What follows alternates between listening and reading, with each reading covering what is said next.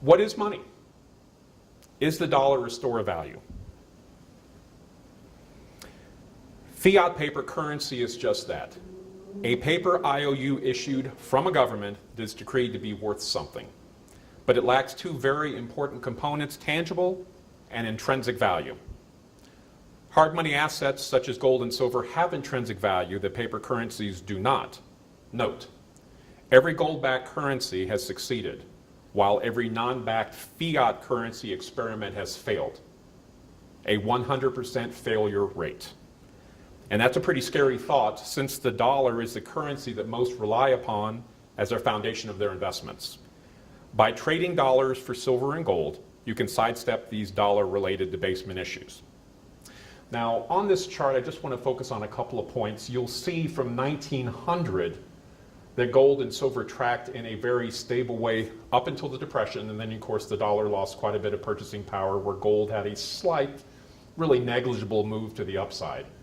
Until we get into the 70s, and then President Nixon decides to remove the United States from the gold standard, and I think it's self-explanatory as to what happened to both assets at that point. The purchasing power of the dollar plunged, the gold price became very erratic relative to when it was on the gold standard, and then you'll see the beginning of course, the last bull market from 2001 through 2011 with the price of gold. 98.2% of the purchasing power has been lost in the dollar, and 97% of the purchasing power has been retained by gold. By definition, real money should be effective as a store of value, a medium of exchange, as well as a unit of account. In order for money to be effective, it has to have the following properties. Divisible, it should be divisible into smaller units.